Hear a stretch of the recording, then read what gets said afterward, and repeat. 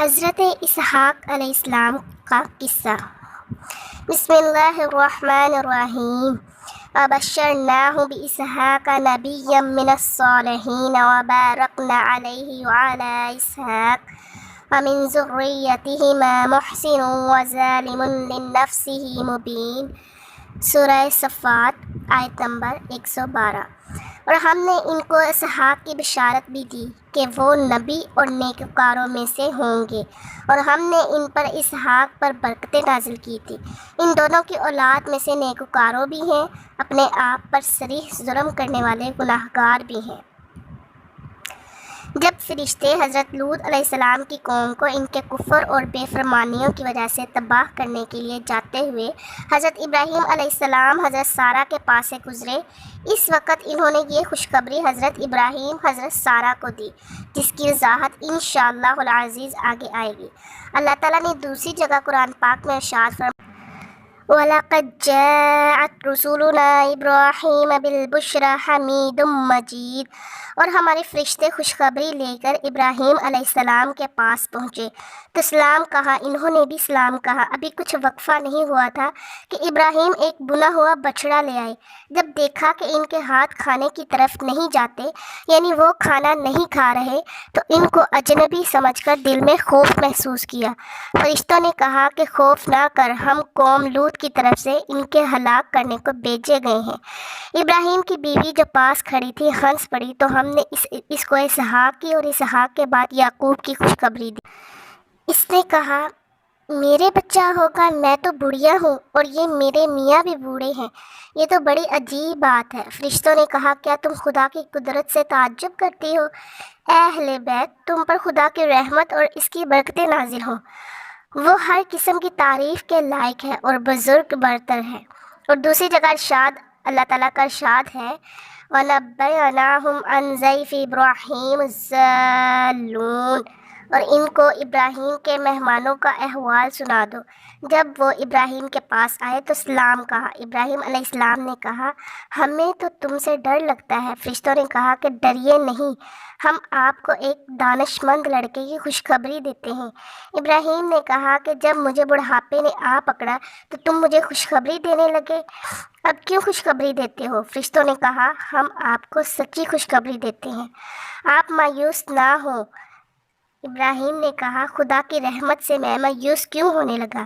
اس سے مایوس ہونا گمراہوں کا کام ہے۔ دوسری جگہ ارشاد فرمایا: هل اتاک حدیث ضیف ابراہیم المکرمین۔ بھلا تمہارے پاس ابراہیم کے معزز مہمانوں کی خبر پہنچی ہے؟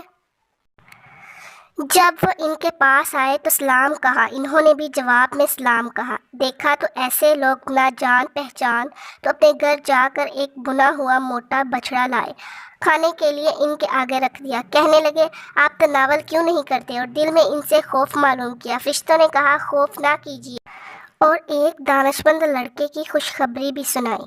تو ابراہیم کی بیوی چلاتی ہوئی آئی اور اپنا منہ پیٹ کر کہنے لگی، ایک تو بڑھیا اور دوسری بانجھ۔ فرشتوں نے کہا، ہاں، تمہارے پروردگار نے یوں ہی فرمایا ہے، بے شک وہ حکمت والا اور بڑے علم والا ہے۔ اللہ تعالیٰ کا ارشاد ہے کہ ہم نے اسے اسحاق کی بشارت دی، اور اسحاق کے بعد یعقوب کی یہ دلیل ہے اس بات کی کہ ابراہیم علیہ السلام کی بیوی اپنے بیٹے اسحاق سے فائدہ اٹھائے گی، پھر اسحاق کے ہاں یعقوب پیدا ہوں گے، یعنی ان دونوں کی زندگی میں یعقوب پیدا ہوں گے، تاکہ اس پوتے کے ساتھ ان کی آنکھیں ٹھنڈی ہوں جیسے ان کے اپنے بیٹے اسحاق کے ساتھ آنکھیں ٹھنڈی ہوں گی۔ سورہ مریم آیت نمبر 49۔ پس جب وہ ابراہیم علیہ السلام ان سے ان کے معبودوں سے الگ ہوئے جن کی وہ عبادت کرتے تھے، تو ہم نے اس کو اسحاق اور یعقوب عطا کیے۔ حضرت ابو ذر بیان فرماتے ہیں کہ میں نے عرض کیا، اے اللہ کے رسول، سب سے پہلے کون سی مسجد بنائی گئی؟ آپ نے فرمایا، مسجد حرام۔ پھر میں نے عرض کی، یا رسول اللہ، پھر کون سی مسجد بنائی گئی؟ آپ نے فرمایا، مسجد اقصیٰ۔ میں نے عرض کی کہ ان دونوں کے درمیان کتنی مدت کا فاصلہ ہے؟ آپ نے فرمایا کہ 40 سال۔ پھر میں نے عرض کیا پھر کون سی مسجد؟ آپ نے ارشاد فرمایا کہ پھر تو جس وقت جہاں بھی نماز کا وقت پالے وہاں ہی نماز پڑھ لے، کیونکہ ساری زمین مسجد ہے۔ اہل کتاب کا خیال ہے کہ یعقوب علیہ السلام نے مسجد اقصیٰ کی بنیاد رکھی تھی، اور یہی مسجد ایلیہ ہے جو مسجد اقصیٰ کے پاس ہے۔ اس کی تائید وہ حدیث کرتی ہے جو ہم نے پہلے ذکر کی ہے۔ اس لحاظ سے حضرت ابراہیم حضرت اسماعیل علیہ السلام کے بیت اللہ بنانے کے 40 برس بعد یعقوب علیہ السلام نے مسجد اقصیٰ بنائی۔ اور جب حضرت ابراہیم علیہ السلام نے دعا کی کہ اے میرے پروردگار، اس شہر کو لوگوں کے لیے امن کی جگہ بنا دے، اور مجھے اور میری اولاد کو اس بات سے کہ بتوں کی پرستش کرنے لگے سے بچائے رکھیو۔ اے پروردگار، انہوں نے بہت سے لوگوں کو گمراہ کیا، سو جس شخص نے میرا کہنا مانا وہ میرا ہے، جس نے میری نافرمانی کی تو بخشنے والا مہربان ہے۔ اے میرے پروردگار، میں نے اپنی اولاد میدان مکہ میں جہاں کوئی کھیتی وغیرہ نہیں ہے تیرے عزت و ادب والے گھر کے پاس لا بسائی ہے۔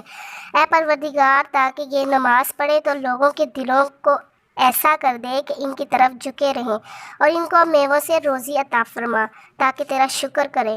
حدیث پاک میں ہے کہ جب حضرت سلیمان بن داؤد علیہ السلام نے بیت المقدس کی تعمیر کی تو انہوں نے اللہ تعالیٰ سے 3 چیزوں کا سوال کیا۔